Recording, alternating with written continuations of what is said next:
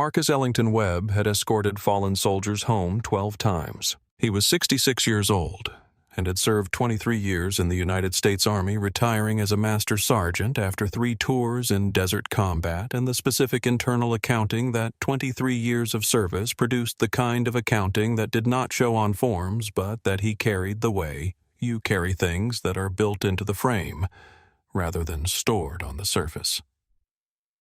He had been a drill sergeant for 9 of those years and had understood early that the most important work of a drill sergeant was not the production of physical toughness.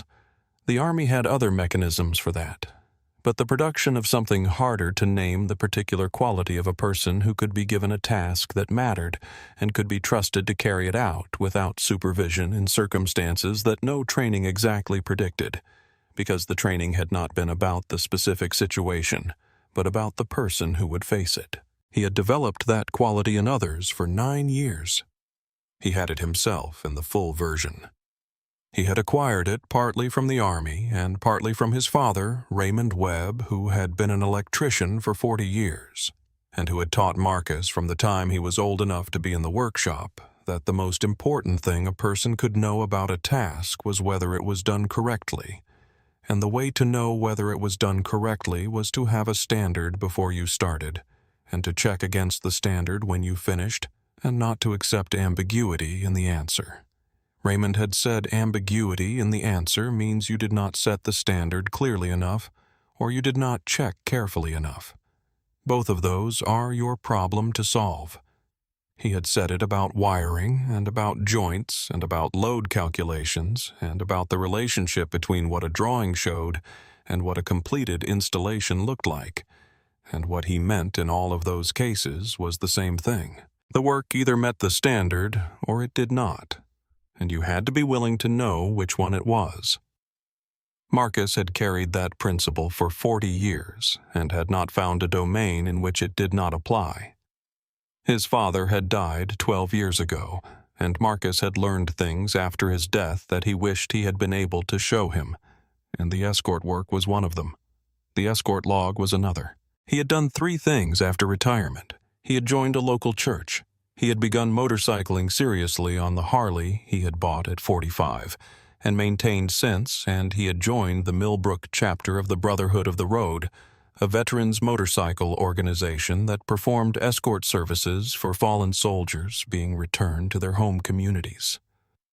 The Brotherhood of the Road had been doing this work nationally for 17 years, and the Millbrook chapter had been doing it for 11 of those years.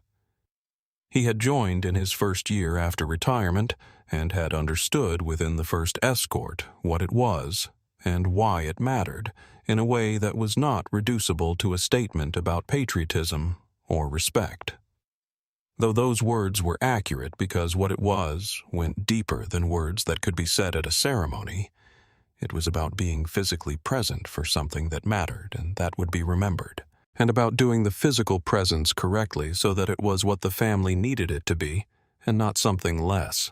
The escort was a specific and formal thing when a soldier was returned to a local funeral home or airport. The chapter organized a riding column coordinated with the family and the military honors unit, and rode in formation to ensure the procession was safe and unimpeded, and that the community could witness the return if it wished to. The rides were not demonstrations or performances. They were not about the riders. They were about the person being returned and about the family of the person being returned, and about the community's obligation to make visible its acknowledgement of what the person had given. The rides were presents. They were the statement made in asphalt and chrome and 40-mile-per-hour wind, and the specific sound of 19 motorcycles in close formation, that the soldier was not forgotten, that the community he or she had served was present for this last thing that the return would be witnessed. Marcus had ridden in the escort column many times before he became the chapter's escort coordinator, which was the role he had held for the past 4 years. The escort coordinator organized the column, the number of riders, the formation order, the lead position, and the sweep position, the spacing, the speed. The escort coordinator communicated with the military honors unit and with the family, with whoever in the family was the point of contact, which was usually not the person who was most visibly grieving, but the person who had the organizational capacity to manage logistics in the middle of grief, and that person was often the one who needed the most specific information, because the specificity was what gave them control of something when most things were outside their control. He coordinated with the family to know the exact timing the route from the family's perspective, the number of vehicles in the family procession, the names he needed to know. He managed the logistics of each escort with the same attention he had brought to every logistical challenge of 23 years in the Army, which was to say without assuming that anything would proceed correctly unless he had confirmed that the conditions for correctness were in place. You did not assume the intersection was clear. You confirmed with the officer assigned to the intersection. You did not assume the family knew the route. You walked them through it on the phone the night before and confirmed again on the morning. You did not assume the riders had their equipment in order. You inspected the column before departure, not because you distrusted the riders, but because the inspection was part of the standard, and the standard was why it went correctly. His wife Sandra was 64 and was a retired registered nurse who now taught nursing at the community college, and who had spent the 38 years of their marriage watching Marcus bring to everything he did the quality that the Army had required of him, and that he had not been able to put down when he retired, which she had found alternately reassuring and exhausting, and which she had decided in year 20 was simply who he was, and that was the correct assessment. She said he had 2 speeds: task identified and task complete. He said that sounds about right. She had her own version of the quality formed in 26 years of nursing before the teaching, and she understood the origin of his without needing to have it explained, which was one of the reasons the marriage had lasted 38 years.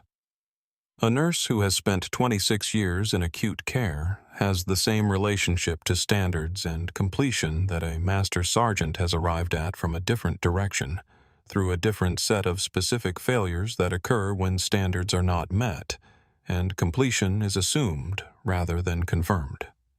She had taught her nursing students that the most dangerous moment in a patient handoff is the moment when the outgoing nurse believes the incoming nurse has all the information, and the incoming nurse believes she received all the information, and neither of them has confirmed the transfer explicitly.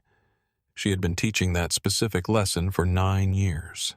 She had learned it the hard way in year 3 of her nursing career, and had not forgotten how she learned it and did not intend to. The lesson was more useful than the forgetting would have been. Their son DeShawn was 42 and a career Army officer, a lieutenant colonel, who had his father's quality in its inherited and trained form, and who called on Sundays and on nights before deployments. He had not been in the Army long enough for the accounting to be complete. His father thought about this sometimes and then stopped thinking about it because it was not useful to think about. The fallen soldier was Private First Class James Anthony Garrett, 22 years old, from Millbrook, who had been killed in action in the 7th month of a deployment. He had enlisted at 19 after 2 years at the community college where he had been studying computer networking and where his instructors had noted that he was the kind of student who asked questions not to demonstrate that he was paying attention, but because he actually wanted to know the answer. He had told his mother that he was thinking about the Army in the spring of that year, and she had not said what she felt, because what she felt was not a thing that would have changed his mind, and he was 22 years old at that point and had the right to make the decision. And what he needed from her was not the feeling but the support, and she had given him the support completely. He had finished his training and had been assigned and had called on Sundays. And the calls had been the specific quality of calls between a soldier on deployment and the parent who has agreed to receive information about the deployment in whatever form the soldier chooses to provide it, which means the parent listens more than they say and reads the silence between what is described and what is not described and accepts both. He had been part of the Brotherhood of the Road by knowledge, if not by membership. He had looked them up online after seeing an escort pass on the highway when he was 17. He had shown Carol the article. He had said, "If anything happens to me, I want that." She had said, "Nothing is going to happen to you." He had said, "I know, but I want it anyway." She had looked at the photographs in the article for a long time and had said yes. His mother was Carol Garrett, 51 years old, who worked at the Millbrook post office and had worked there for 22 years, and who had known that James was dead for 11 days before he came home, and who had been waiting for the 11 days in the way you wait for something you know is real but have not yet been required to receive fully. She had not told anyone at work for the first 3 days because telling it made it more present than she had the capacity to make it in those first 3 days. Her supervisor, Denise, had known without being told and had rearranged the schedule so that Carol was at the counter in the morning when the lobby was quiet and in the back in the afternoon when it was not. Carol had thanked her without explaining because Denise had not asked for an explanation. That was the kind of colleague Denise was.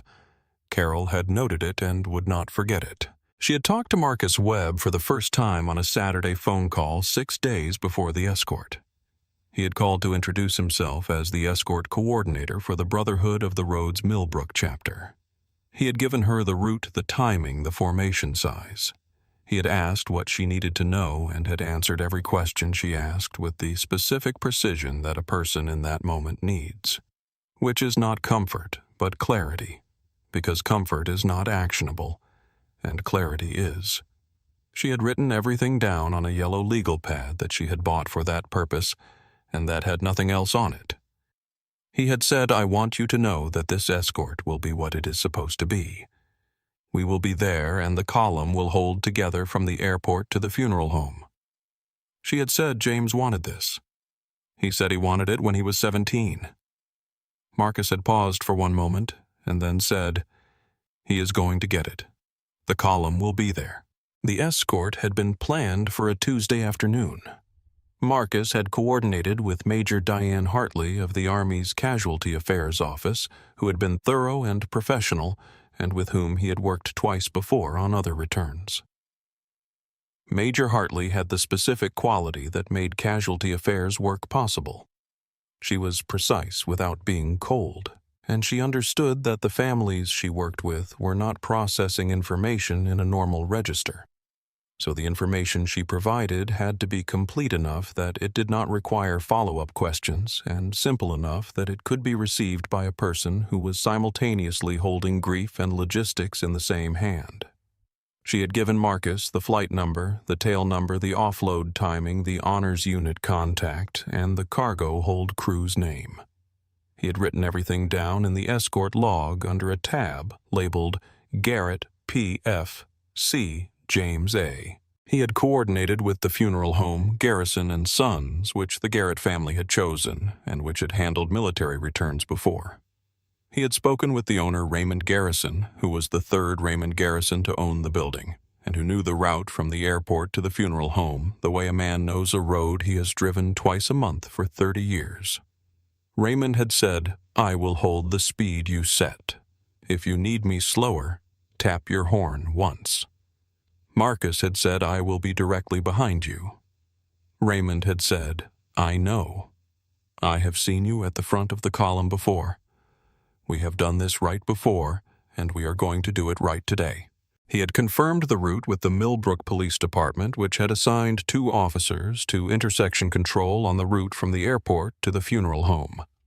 He had spoken with the sergeant managing the assignment, a woman named Cheryl Prentice, who had coordinated with the Brotherhood Chapter 6 times, and who reviewed the intersection positions with Marcus against the route map, and confirmed radio frequency and timing with the same attention he brought to it, which was the full attention. Good logistics between 2 professionals looks like a short conversation because both parties have prepared, and preparation eliminates the questions that imprecision produces. He had briefed the Brotherhood column at 7 in the morning in the parking lot of the chapter's meeting hall. 19 riders had assembled. The weather was 34 degrees with cloud cover and a northwest wind at 12 miles per hour. He had inspected the column before he spoke gear spacing fuel tire condition. 2 riders he had asked to check their tire pressure before departure. They had done so. He had given them the route. the timing, the formation order, and the specific instructions for the return the column moves at 50 miles per hour, or the speed of the lead vehicle, whichever is lower. No passing. No gaps larger than 4 car lengths. If law enforcement signals us to stop, we stop. We are escorts. Our job is to be present and visible and safe. James Anthony Garrett's mother is going to be in the car behind the hearse. We are riding for her and for him. That is all we are doing. One of the newer riders, a man named Leon, who had been in the Chapter 11 months, had asked, "What do we do if someone tries to get in the column?" Marcus had said you maintain your position and your spacing. You do not engage. The lead rider and the sweep rider manage deviation. If something enters the column ahead of me, I will manage it. Your job is to hold the formation. Leon had nodded. Marcus had looked at him for a moment and had said, "The formation is what the family sees." The family has been waiting for 11 days for something they can depend on. The column that they see when they look out the window of the car is the answer to that 11 days. Hold it. Leon had said, "I will." The tone of the answer was the tone Marcus wanted from a rider, and he had made a note to watch Leon's riding and to consider whether he was the kind of person who could eventually take a sweep position. They had ridden to the airport. The column had assembled in the staging area at the cargo end of the terminal, which Marcus had confirmed with airport operations 2 days prior. The column was in formation at 8:45. The aircraft landed at 9:12. The military honors unit was in position at 9:22. Major Hartley was at the tarmac boundary in dress uniform. The carrier personnel, 6 of them a mix of cargo and passenger crew, had been briefed by the captain and were standing in 2 lines at the side of the cargo hold door with their hands at their sides in a posture that was not military, but was its own form of respect, the form that civilians find when they understand what is being asked of them. The casket had been offloaded from the cargo hold of the passenger aircraft in the specific ceremony that the military performed. The transfer case was draped with the flag. The 6 soldiers of the honors unit moved in the specific synchronized way of a unit that has drilled this movement until the synchrony is no longer conscious, the way good formation riding becomes no longer conscious. The footsteps landing at the same moment. The transfer case at the same height and the same angle across the full distance from the cargo hold to the waiting hearse. The flag never touching the ground or sagging. The ceremony took 11 minutes. Marcus had attended 12 of these ceremonies and had never seen it done badly, and understood that the fact that it was never done badly was itself a form of respect paid to the dead, paid to the families, paid to the idea that some things are worth the practice they require. Carol Garrett had stood near the nose of the aircraft in the winter cold in a black coat with her sister beside her, and her sister's hand through her arm. She had stood still during the entire 11 minutes of the transfer. She had watched the casket carried to the hearse with the expression that Marcus had seen on the faces of families at these returns 12 times before, which was not grief exactly, but the specific orientation of a person who is receiving a weight that will be permanent and is preparing to carry it without collapsing under it in public, because collapse in public would not serve the person being returned, and the person being returned deserved better. It was the expression of someone who had organized everything inside themselves for this moment, who had been organizing it for 11 days. Who was not going to be undone by it, because being undone would mean that the moment she was in, the only moment in which James Anthony Garrett came home, would be less than she could give it. He had been a soldier's escort coordinator for 4 years, and a soldier's son, and a soldier's father, and he had watched that expression 12 times, and he understood what it required of him, which was to do his job without adding any weight to what Carol Garrett was already carrying. He thought of DeShawn briefly, and then stopped thinking about DeShawn, because that thought was not useful in this moment, and he had trained himself over 4 years of escort work to identify the thoughts that were not useful in the moment, and to put them down, not permanently, but until the moment no longer required everything he had. He put it down. He looked at the column. 19 riders in formation in 34-degree weather. Leon had positioned 7 in the column, spacing correct.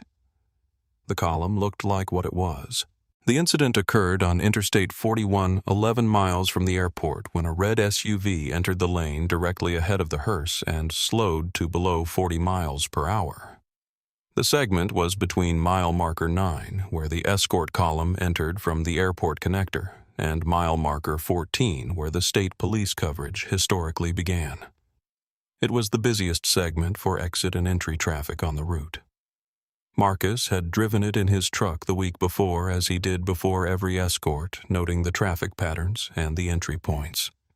He had noted the volume at the airport connector and had made a note in the Escort file segment 9 to 14 monitor for entry traffic maintain column spacing. The driver of the hearse tapped his horn once. The SUV did not accelerate. Marcus, riding at the front of the column directly behind the hearse, assessed the situation.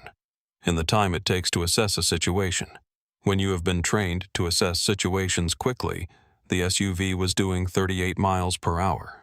The column behind him had compressed slightly as riders adjusted to the lead vehicle's reduced speed. The spacing was still within tolerance. Carol Garrett's car was third vehicle back, and he could see it in his mirror. He came up alongside the passenger side of the SUV and made a visual signal to indicate a military escort in progress.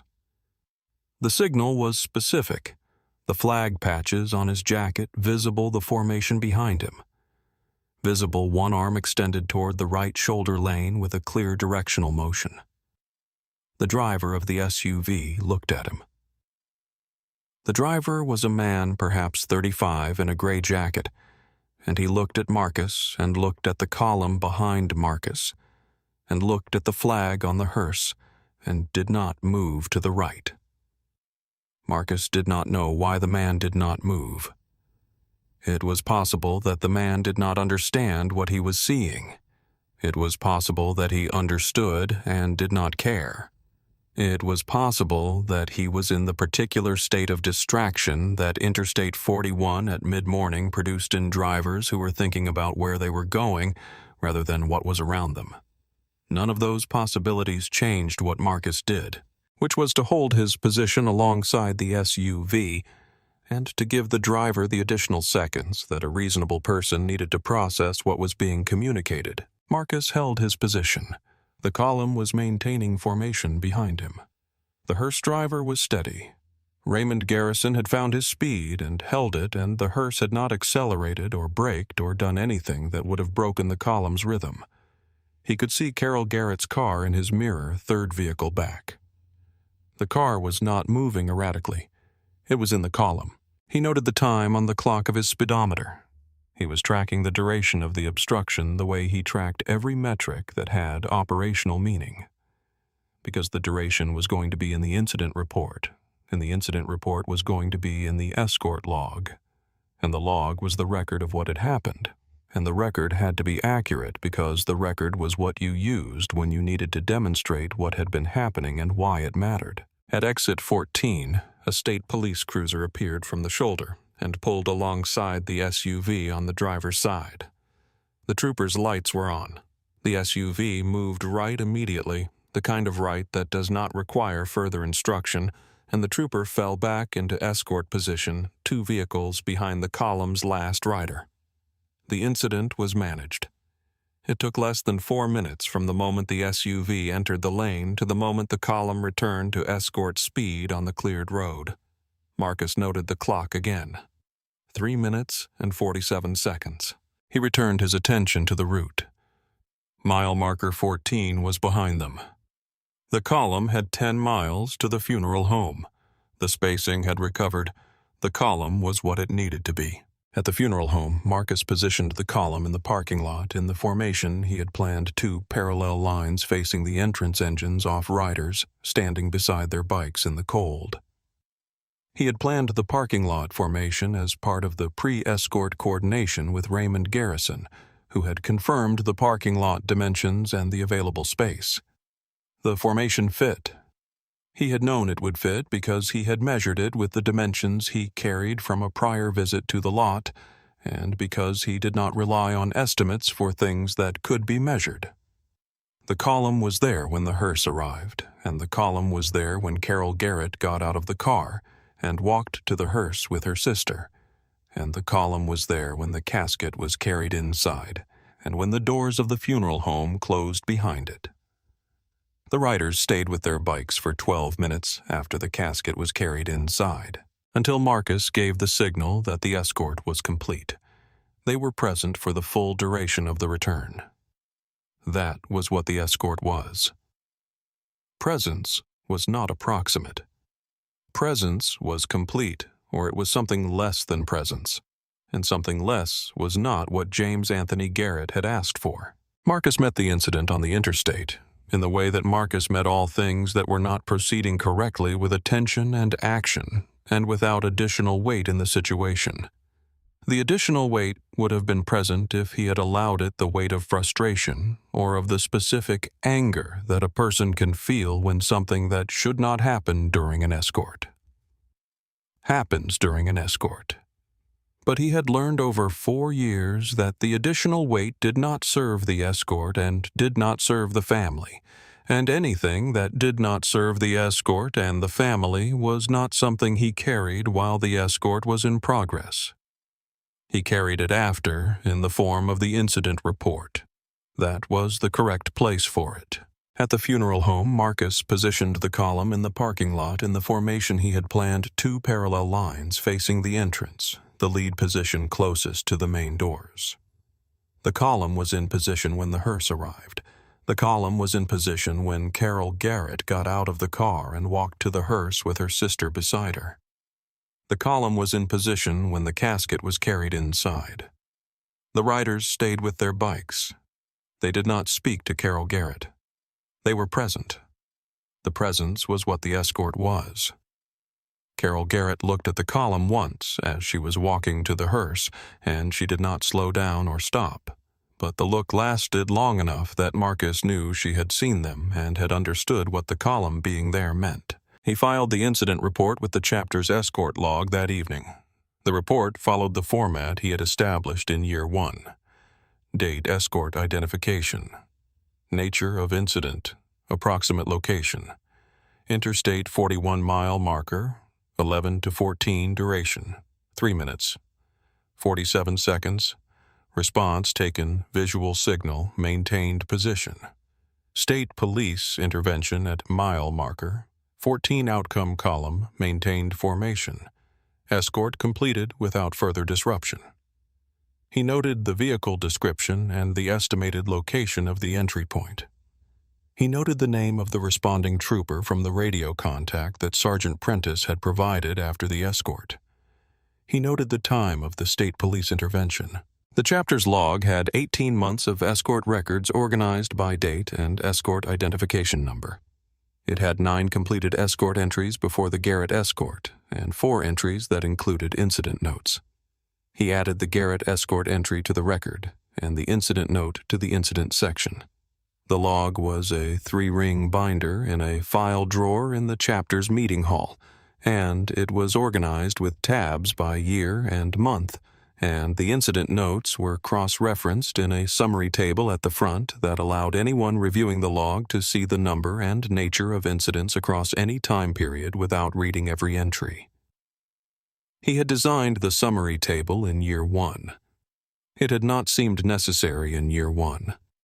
By the end of Year 1, it had proven to be exactly the kind of design decision that pays for itself the moment you need it. He also noted the incident to his point of contact at the State Police Escort Coordination Office, a lieutenant named Daniel Reyes, who had been the Brotherhood of the Road's contact for 6 years, and who had the specific quality that made a good institutional contact. He was responsive. He read what he was sent, and he called back with substantive questions rather than with reassurances that did not require anything further. Reyes called Marcus back the next morning. He said, "I have the report." The trooper on scene confirmed the situation and the response. "I want to know whether you have had this kind of obstruction on prior escorts." Marcus said, I have the escort log. There are 4 incidents in the past 18 months that involved vehicles not yielding to the escort column. The summary table at the front of the log shows the incident type, the location, and the duration for each one. I can send you the log pages for those 4 incidents and the summary table, Reyes said. Please send them. Marcus sent the log pages from the chapter's escort records, the 4 incident entries, the summary table, and the cross-reference sheet he had designed in year 2 that allowed a reader to see each incident in the context of the full escort record. Which escorted had occurred on, what the weather had been, what the formation size had been, how the incident had been resolved, and what the time cost to the escort had been in seconds. He sent the pages as scanned PDFs labeled by escort number and date. Reyes reviewed them and called him back 2 days later. He said, I am looking at 4 incidents across 6 escorts. All 4 involved a similar pattern of vehicle entering the lane ahead of the escort vehicle and failing to yield after visual signal. All 4 occurred on Interstate 41 between mile markers 9 and 14, which is the segment after exit 9, where the escort column enters from the airport connector, and before exit 14, where state police coverage historically begins. He said the cross-reference sheet you included shows the cumulative time cost across the 4 incidents. That number is useful. Marcus said each of those seconds was a second during which the family's car was behind an obstruction. The cumulative number is what the pattern costs.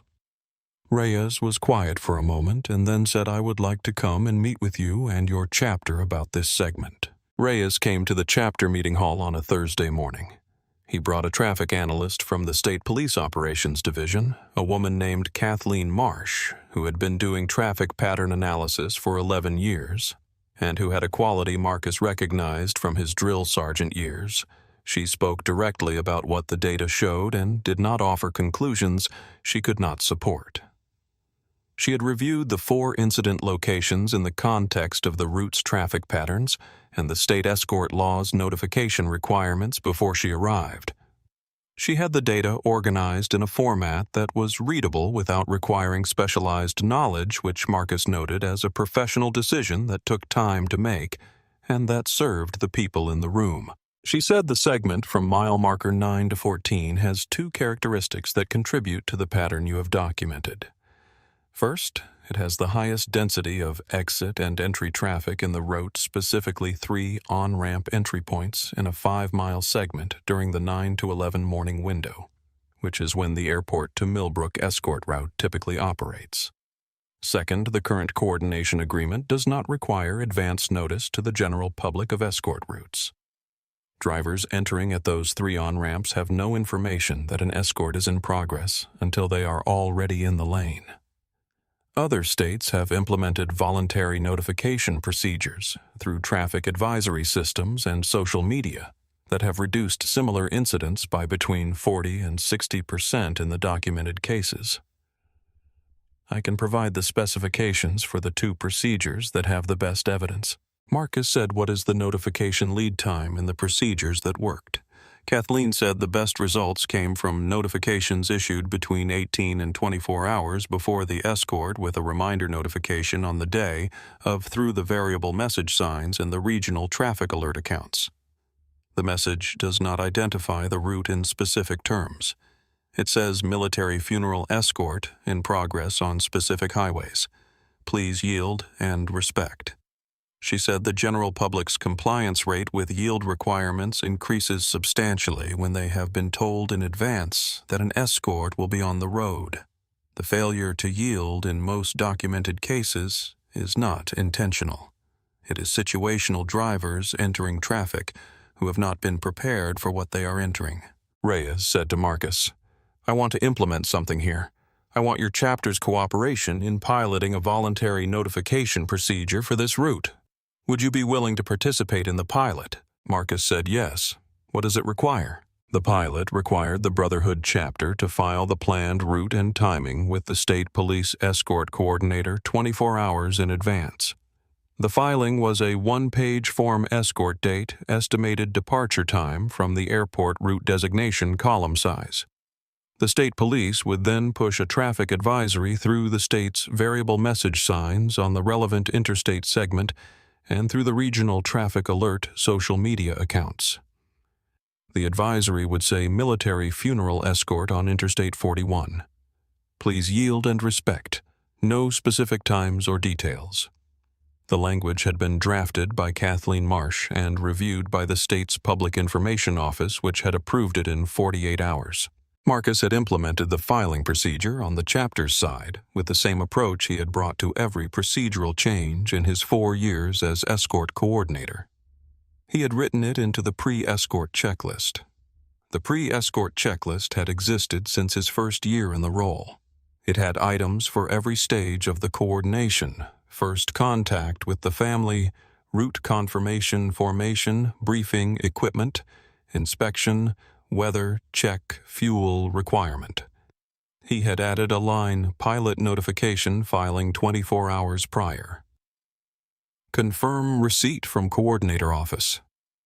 The line appeared on the checklist for every airport to Millbrook Escort during the pilot period, and he checked it the same way he checked every other line, which was completely and without assuming it had been done. The pilot ran for 3 months from September through November. Marcus recorded the incidents on each escort during the pilot period, the same way he had recorded them before vehicle location duration response. The incident section of each pilot period escort entry had a field he had added when the pilot started notification confirmed Y/N. On each of the 4 pilot period escorts, the field read Y. During the pilot period, the Brotherhood ran 4 escorts on the airport to Millbrook route. 3 were airport to Millbrook. 1 was a route variant that included the same 9 to 14 segment. None of the 4 escorts had an obstruction incident on the mile marker 9 to 14 segment. On the second pilot period escort, a vehicle ahead of the column had slowed at mile marker 11. Marcus had tracked it and then moved to the right shoulder before any signal was required. He had noted it in the entry vehicle decelerated at marker 11, self-corrected before signal needed yield behavior. He had noted it because it was data. The variable message signs had been activated on Interstate 41 that morning at 7:43. The escort had departed the airport at 9:15. The driver of the vehicle at mile marker 11 had presumably seen the advisory. Presumably was not certainty, but it was the kind of pattern that a record produced over time allowed you to distinguish from coincidence. On the 4th pilot period escort, a school bus on an entry ramp at mile marker 10 had stopped at the ramp's merge point and waited for the column to pass before merging. The bus driver had seen the column approaching and had held. The escort had passed without interruption. Marcus had noted it, school bus entry ramp marker 10 held for column. He had noted the bus number. He had not known whether the bus driver had seen an advisory or had seen the column in time to respond or had simply been a careful driver. He had noted it as observed yield behavior pilot period and had added it to the incident summary table under a new column he had created. Voluntary yield, no signal required. Reyes called Marcus after the 3rd pilot escort. He said the pattern is holding. 4 escorts, 0 incidents in the segment. I want to take this to the state coordinator's office as a permanent protocol recommendation. Marcus said, good. What do you need from me? Reyes said, I need the incident data you documented across 18 months and the pilot period comparison in a format the coordinator's office can review without context. I have to supply. I need a statement from your chapter about what the escort means and what the obstruction incidents cost when they happen. He said the coordinator's office responds to documentation that is complete before they receive it. If they have to ask a follow-up question, the review takes longer. Marcus said, I understand that. I will have both to you by Friday. The documentation will be complete. He spent Thursday morning preparing the data package. The package had 3 components. The first component was the 18-month incident record, the 4 incident entries, the summary table, and a 1-page analysis he wrote that morning comparing the incident locations against the route's entry points and the historical state police coverage boundaries. The analysis showed what was already visible in the data, but made it explicit for a reader who had not driven the route. The 4 incidents were concentrated in the specific segment that had the highest entry traffic and the earliest moment in the route when the state police coverage did not yet apply. The concentration was not random. It was structural. He wrote that word and considered it and kept it because the right word was the word that said what the fact was. The second component was the pilot period comparison, the 4 pilot escort entries, the incident field for each 0 incidents. The voluntary yield observations from escorts, 2 and 4, and a comparison table showing incidents per escort in the pre-pilot period. 4 incidents in 6 escorts, or 0.67 per escort, against the pilot period 0 incidents in 4 escorts, or 0 per escort. He had not been asked to include the voluntary yield observations, but he included them because they were in the record, and because a thorough documentation package included the full record, not only the data that supported the recommendation. A reader who saw only the supporting data would be right to wonder what had been omitted. A reader who saw the full record and could see that the omitted details also supported the recommendation would trust the documentation. The third component was the chapter's statement. He wrote the statement on a Thursday evening after Sandra had gone to read in the other room. He had the escort log open beside him and his notes from the 12 escorted returns. Not all of them on this route, not all of them interrupted, but all of them carrying the weight that this work carried and that he had chosen to be present for. He thought for a long time before he began writing, not because he did not know what he wanted to say, but because the statement needed to say it in a way that a state coordinator's office would receive, and that would survive the bureaucratic distance between the people who wrote it and the people who would read it.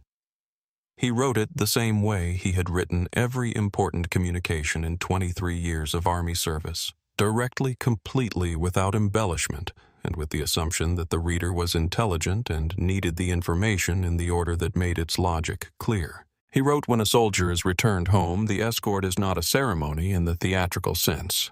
It is the community saying, we see this. We acknowledge this weight. An obstruction in an escort column is not a minor traffic incident. It disrupts the presence that the family is depending on in that moment. The soldier's mother is in the car behind the hearse. She has been carrying the weight for 11 days. The escort is part of how the community helps her carry it for the next 40 minutes. When the escort is obstructed, she is aware of it. Every second of an obstruction is a second during which the weight she is carrying is not supported by what we have committed to provide. The pilot notification procedure reduces the likelihood of obstruction by preparing the public for what is on the road. It does not cost the escort anything. It gives the family something they have earned. He read it once. He made one change. He removed the word earned in the last sentence and replaced it with the words, have the right to expect. He read it again. He kept it. Sandra came to the door when he closed the log. She said, I heard you stop typing. He said, I finished. She said, was it hard to write? He said it was not hard to know what to say. It was hard to say it in a way that would work where it needed to work. She said, did you do that? He said, I think so.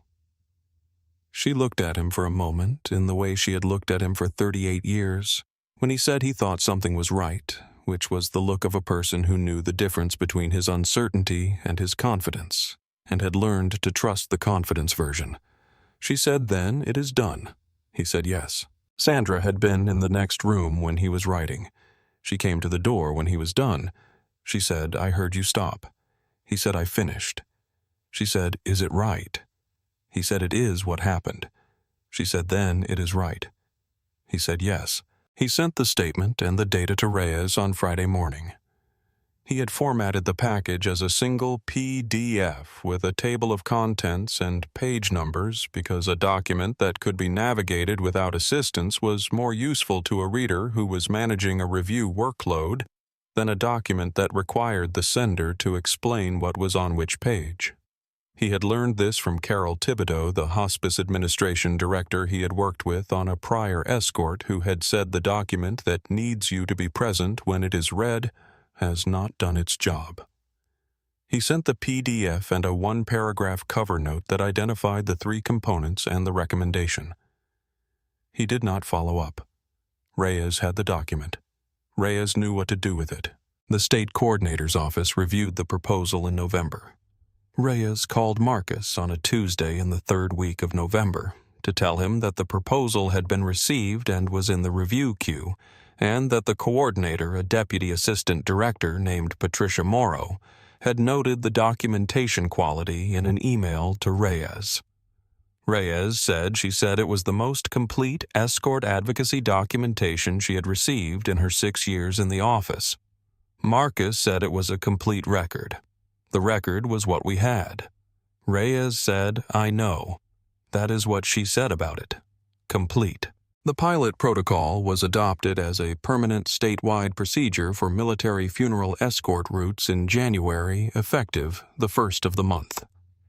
The adoption notice was 3 pages and covered the filing requirements, the notification timeline, the advisory language, and the routes to which the procedure applied. It named the Brotherhood of the Road's Millbrook chapter as the originating pilot organization. Marcus received the notification of adoption from Reyes on a Wednesday afternoon. Reyes called before he sent the email. He said, "I want you to hear it before you read it. The procedure is adopted. Statewide. Every escort route that files with the coordination office." Marcus said that is what we asked for. Reyes said yes. You asked for exactly the right thing, and you documented it in exactly the right way, and the documentation did what documentation is supposed to do. He said, "I have been doing this work for 6 years, and I have not had an organization bring me 4 months of clean data and a statement that said what needed to be said in the way it needed to be said." Marcus was quiet for a moment. He said, "We had the log. The log is how you know what happened and how you ask for what comes next." Reyes said, "I know. I'm going to say that when I present this to the district coordinators next month. The log was the case." Marcus received the email after the call. He read it. He filed it in the chapter's escort log, which was the right place for it. He filed it in a plastic sleeve behind the Garrett Escort entry, which was the entry that had produced the incident report, that had produced the call to Reyes, that had produced the meeting and the pilot and the adoption. He noted the effective date and the route designations and the notification timeline in the summary table at the front of the log. He updated the pre-escort checklist to change the line that read, "Pilot notification filing to read permanent notification filing 24 hours prior. Confirm receipt from coordinator office." The checklist was the working document. He updated working documents when they needed to be updated. He called DeShawn that Sunday evening not to tell him about the procedure. DeShawn would have called it bureaucratic, which it was, which was not a criticism, but because it was Sunday, and that was when they called. DeShawn called from wherever he was, which Marcus knew but did not think about on Sunday evenings, because Sunday evenings were for the call and not for the accounting that he kept about DeShawn's location and the things that could happen in that location, which he kept separately and which he did not look at on Sunday evenings. You put things down when you need to put them down. He had been doing that for 40 years. DeShawn's voice sounded the way it sounded when a deployment was going the way a deployment was supposed to go, and the main thing on his mind was the ordinary things, how Sandra was doing, whether the Harley had needed any work lately, whether the chapter's meeting schedule was still the second Thursday. Marcus answered in order. Sandra was good. She was finishing the semester and had a student she was particularly hopeful about. The Harley had needed a carburetor adjustment that he had done himself on a Saturday, and that had taken 4 hours longer than expected, which was the nature of carburetors. The meeting schedule was unchanged. DeShawn asked how things were going. Marcus said good. We got a protocol passed. DeShawn said what kind. Marcus said advance notification for escort routes. Variable message signs, social media traffic advisories. statewide. It came out of an incident on the Garrett Escort in October, and the log showing 4 prior incidents on the same segment. DeShawn said, "That is a good thing." Marcus said yes.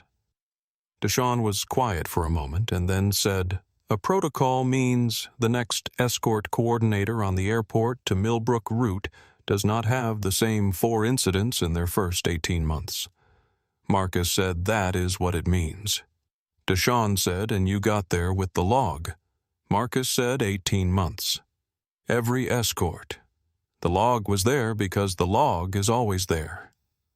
DeShawn said, "I know." He paused. He said you started keeping that log in year 1. Marcus said yes. When you do not yet know what you will need from a record, you keep the record anyway, because the moment you need it is not the moment to begin. The record is how you know what happened and how you ask for what comes next. DeShawn said, "I know, Dad. I have been hearing that my whole life." Marcus said, "You have been hearing it because it is true." DeShawn said, "I know." I said, "I know." He said, "How is your back?" Marcus said, "Fine."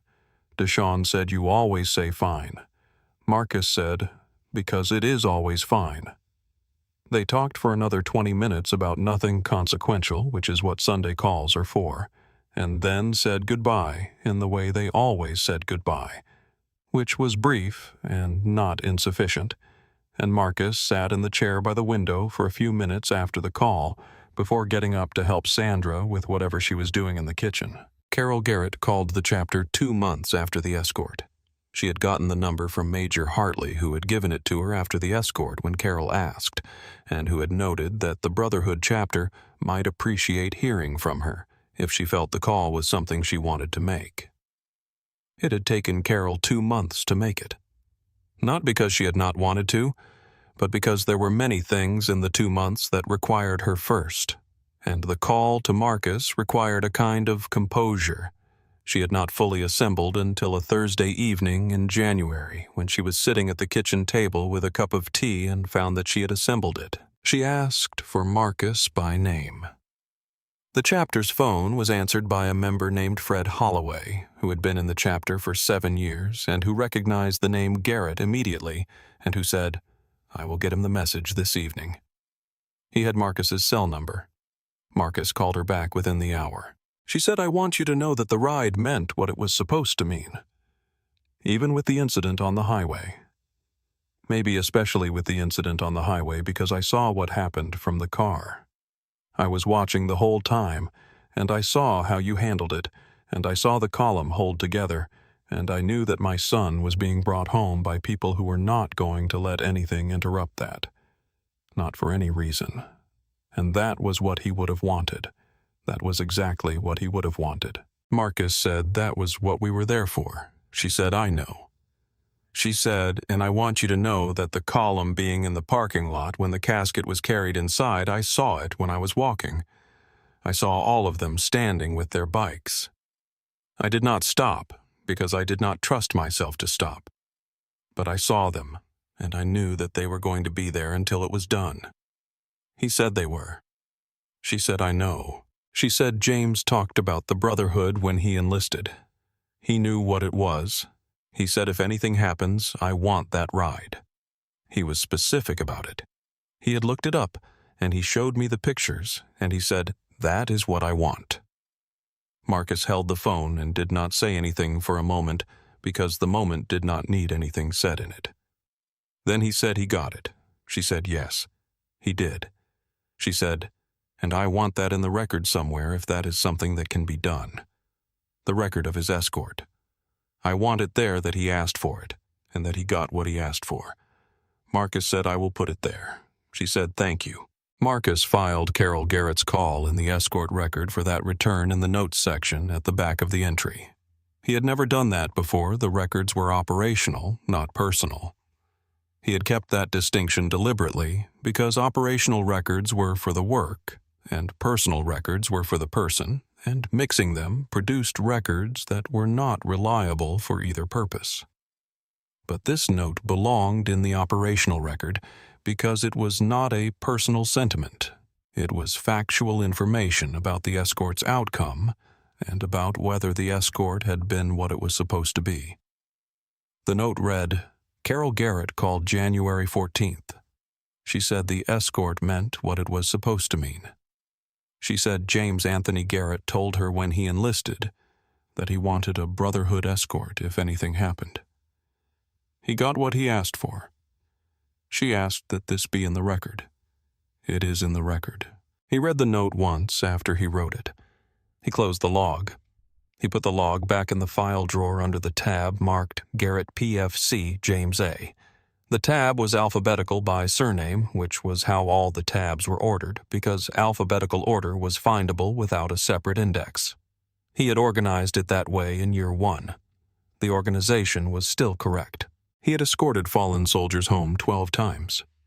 The 12 returns covered 4 years of escort work, and 2 years before that, when he had ridden in the column without being its coordinator, and the full 14 years of Brotherhood membership before that, when he had not yet been in the Millbrook chapter, and had not yet understood that the escort work existed, or that it would become the thing he was most specifically suited for. Each of the 12 returns had its own tab in the escort log. Each tab had the escort entry, the incident notes, if there were any, and the coordination documents. He had never before put a family member's call in the notes section. He had put Carol Garrett's call there because the record was incomplete without it, and an incomplete record was not what the work deserved. The 12 returns had not all been the same. 2 had been from highway accidents, not combat. 1 had been a soldier who had served in peacetime, and who had died of a heart attack on base, and whose family had not expected the escort, and had stood on the porch of the house on Millbrook's west side, and watched 22 motorcycles come down the street, and had not been able to speak for several minutes after. 1 had been a woman, First Lieutenant, 31 years old, whose mother had requested that the column ride past the high school where the lieutenant had played basketball for 4 years, and the coach and the players and some of the former players had come out and stood on the sidewalk, and the column had slowed to 20 miles per hour for that block. Marcus had slowed the column. He had not been asked to do that before the escort, and he had decided in the moment that it was what the column was for, and that the lieutenant had earned it, and that slowing was the right call. He had noted it in the escort log. The log recorded what had been done.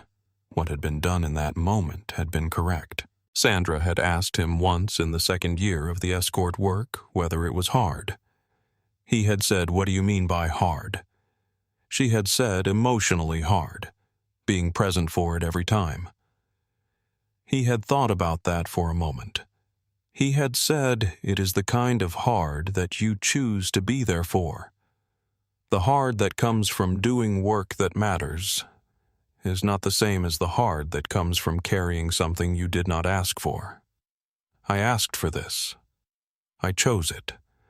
The hard that comes with it is part of what I chose." She had looked at him for a moment. She had said, "That is a very you answer." He had said, "It is the accurate answer." She had said, "I know. That is what I said." He had the record of every one of the 12 returns. The record was how you knew what had been done and how you asked for what the next escort deserved. The next escort would be the 13th. He did not know when it would be or whose it would be. The escort log had a blank entry form already printed and tabbed at the back of the current year's section, waiting for the next escort identification number and the next name. The form was blank because the next return had not yet happened. When it happened, the form would be filled in correctly in the format the log required with the information the record needed to have in order to be useful to anyone who needed to understand what had happened, and when, and how, and why, and what it had cost, and what it had been worth. James Anthony Garrett of Millbrook had been brought home the way he asked to be brought home. He had asked for it at 17 from a couch in his mother's house, looking at photographs on a screen. He had gotten it at 22 in a column of 19 motorcycles on Interstate 41 in 34-degree weather with his mother in the car behind the hearse, and the column holding formation through 4 minutes of obstruction, and the trooper falling into position at mile marker 14, and the road clearing and the column proceeding at escort speed for the remaining 10 miles to Garrison and Sons Funeral Home, where the parking lot formation was waiting when the hearse arrived. The record said so. The record was correct. Marcus had made sure it was correct because that was what the work was, and that was what James Anthony Garrett had asked for, and that was what a person with a standard and a log and 23 years of understanding why those things mattered was in a position to provide.